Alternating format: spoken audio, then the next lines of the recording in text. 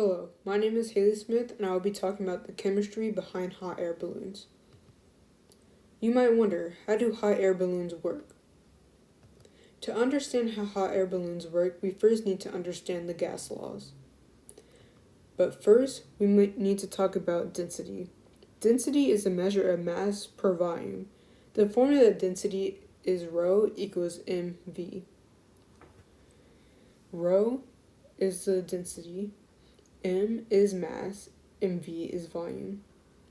As the volume increases, the density decreases.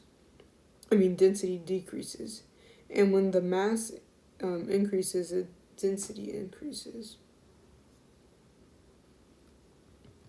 Next, we will talk about Charles' law. Charles' law states that the volume of a given gas varies directly to the temp of a gas when pressure is constant. As shown in the figure, when the temperature is low, the volume is low. But when the temperature is high, the volume also increases. At the molecular level, when a molecule is heated up, the velocity goes up. So molecules are bouncing off of the walls faster and are able to go further, causing the volume to increase because the pressure is constant. And this can be shown as these arrows. The velocity is higher right here versus the velocity is lower. Now we'll talk about Boyle's law. Boyle's law states that pressure and volume are inversely proportional, so as volume goes up, the pressure will go down, and vice versa.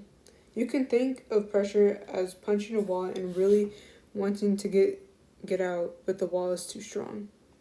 With that being said, at the molecular level, when the pressure is really high, the volume is low, because the molecules will be moving around really trying hard to push to get out, but it can't.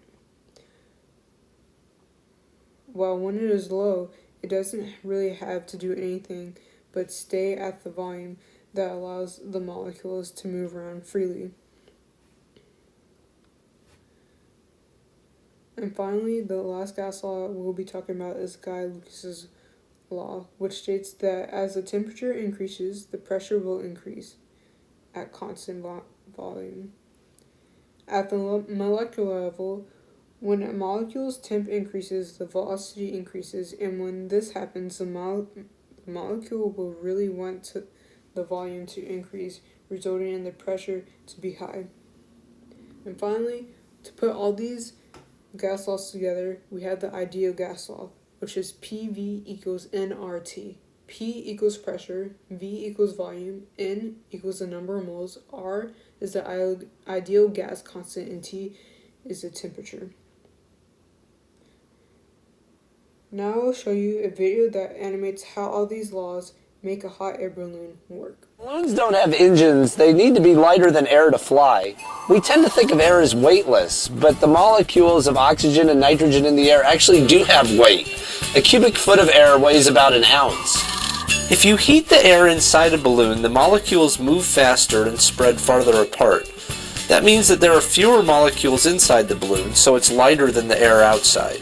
Each cubic foot of hot air is maybe 7 grams lighter than cold air. That's why balloons are so huge. To lift 1,000 pounds, a balloon needs to be about 65,000 cubic feet. In order to keep the molecules far apart, propane burners keep the air hot as the balloon rises. The only way to steer a balloon is to use the wind. The wind's direction changes between altitudes, so you move up and down to go left and right.